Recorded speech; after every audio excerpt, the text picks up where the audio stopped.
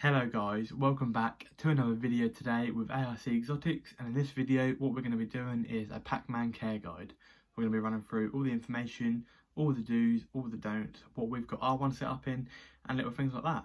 So other than that, I'm still bald, let's get into the video.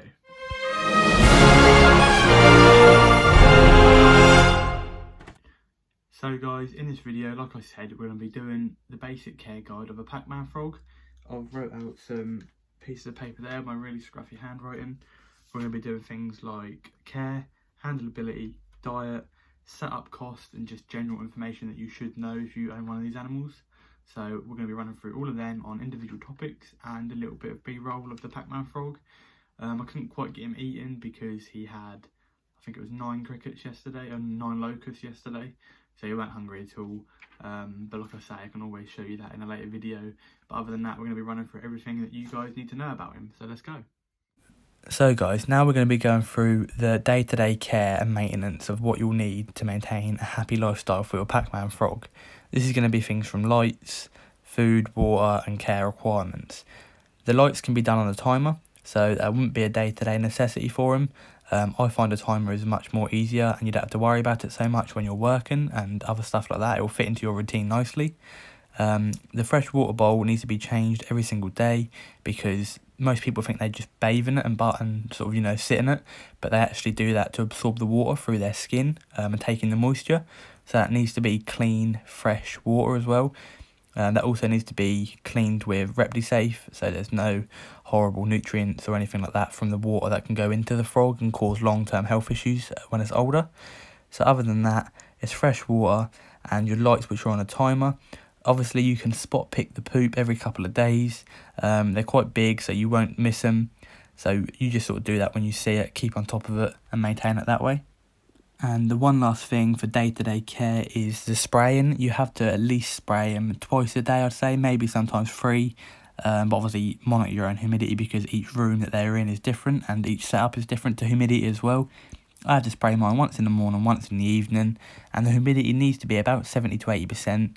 Some people have it higher, but again, it all depends what sort of condition your room is already at. But as far as day-to-day maintenance, that needs to be compulsory, same as the water bowl and the day and night light cycle. So other than that, their day-to-day requirements are pretty straightforward, and on the list of reptiles and amphibians, they're quite easy to care for. Next will be handleability. Now, as you see in the previous clip, I just had mine on a latex glove. This species of frog, the same as most, does not particularly like to be handled and are not really a social interactive animal. So it's sometimes just best to be left alone, and that's what I'd personally suggest. This is the first time I've held mine since I've actually received him, which was a few weeks ago. But I have seen them be moved for other reasons, such as feeding, because some people prefer to feed them in an open space where they can see it, and sometimes perhaps moving as well, so if they're moving tanks or setups, stuff like that. But as far as pleasure, as cool as they are, I really wouldn't suggest doing it. Like I say, it's only the second time I've actually handled mine since I've done it. But I wouldn't personally do it, and I feel like that does scare them a little bit as well. So that is probably best for you and them if you don't handle them. Now, as you guys can see in a few clips here, I always handle my Pac-Man frog with gloves. Like I say, it's only the second time I've actually held him, but it's definitely a compulsory for me. This is a mixed opinion in the reptile community. Some people choose not to and some do. Obviously, the frog will absorb the moisture from your hand and take it into his body. So, yes, you might have washed your hands well, but you don't know how well you've washed them compared to his skin. So I just personally wouldn't take the risk. If you've used stuff like soaps and chemicals, stuff like that, cleaning products, they can all potentially be going into your frog if you don't wear gloves. Now, people might say, oh, but my frog seemed fine afterwards. Just because it seemed fine, it doesn't mean it's thriving. So this is an absolute compulsory, and I would always suggest wearing gloves when you do handle them. And again, to only handle them if you have to, because I feel like it does stress the little guys out. But like I say, for me, gloves is a must, and I think it is for you guys too. And if you think of it in the aspect of your pet's life can depend on it, I feel like all of you guys would, but some will still disagree. Now guys, we're about halfway through the video. I've covered a few topics and subjects, but thought I'd just make you guys aware that this guy is extremely boring to film. I could have the camera pointed at him for an hour and he wouldn't move once. So as far as B-roll goes and background footage, you're not going to get a lot. so I feel like I've got a couple of topics left. I might just read them on camera. I don't like doing that. I feel like you guys like to watch a reptile or an animal, an amphibian. Me personally, I always lose interest when I'm looking at someone's face because it's boring. So hopefully I'm going to try and add a few more clips in, but if not, I might just do a few like this and talk to you like this. As long as it gets the information to you, that's the most important thing. Now next we're going to talk about diet. These guys, like I say, have extremely big mouths and quite big bodies as well, but it looks like it just entwines into one. Obviously that's why they're called the Pac-Man frog. Now they are an ambush predator in their own ecosystem. They are quite little to us, but like I say, in their own ecosystem with bugs, they are quite a big apex predator that will just come out of nowhere and take them. So there's a few things that these guys can eat. They can all vary from crickets, locusts, which are specifically more in the UK, mealworms, waxworms, earthworms, stuff like that. And occasionally they can have the pinky mouse as well, which is only seen as a treat. Now, like I said, they can have the Mario worms, super worms. There's all sort of different terms and different names used in America compared to here. Say the pinky is something they definitely can have, but I'd definitely check the size of your own frog first compared to the pinky.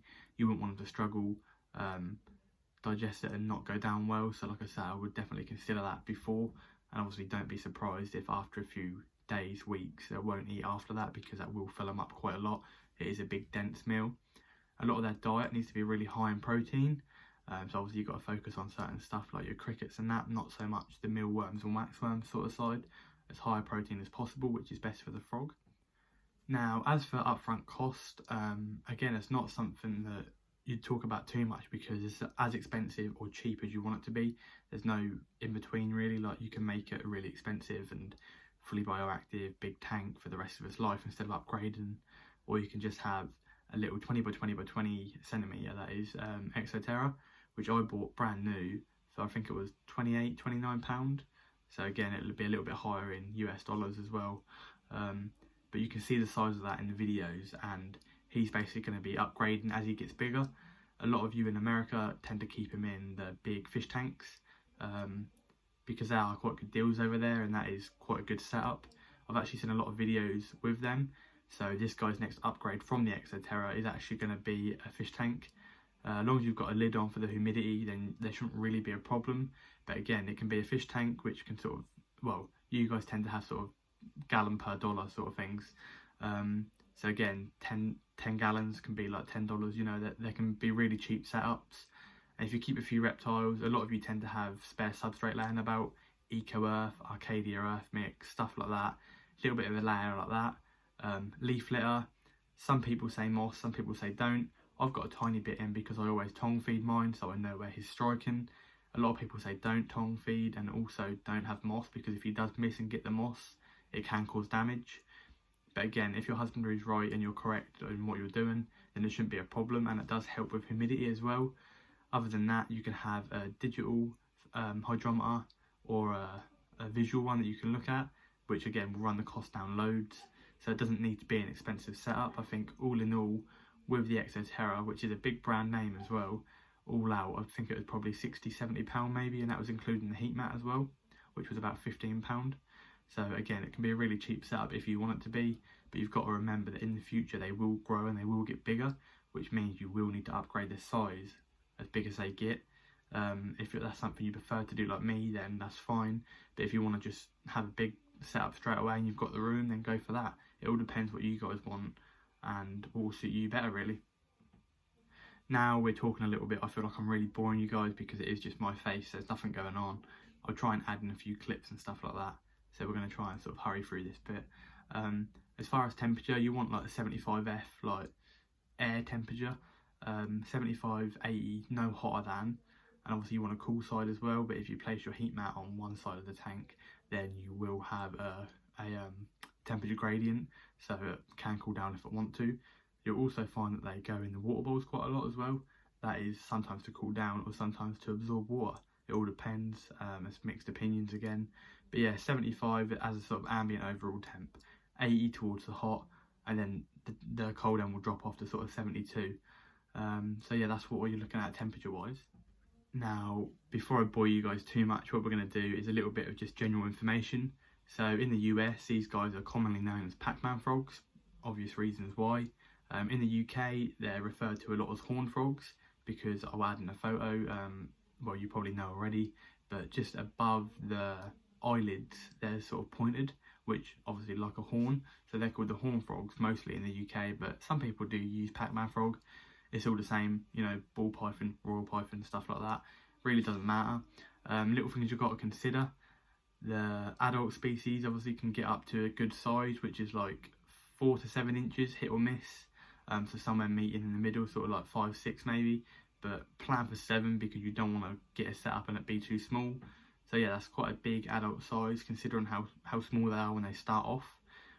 So bear that in mind and make sure you've got enough room in the future for when they grow up. Right guys, other than that, I hope you've enjoyed the video. I hope I've covered everything I need to. I'm pretty sure I haven't missed anything, but if I have, please let me know. And if you need to ask anything, again, let me know. If you're looking for answers that I don't know myself, get over to Instagram, ARC Exotics. A good community there, so regardless of what the question is, we'll definitely be able to find out the answer for you. So other than that, I think I've covered everything. Stay tuned for the next video, and thank you guys for watching.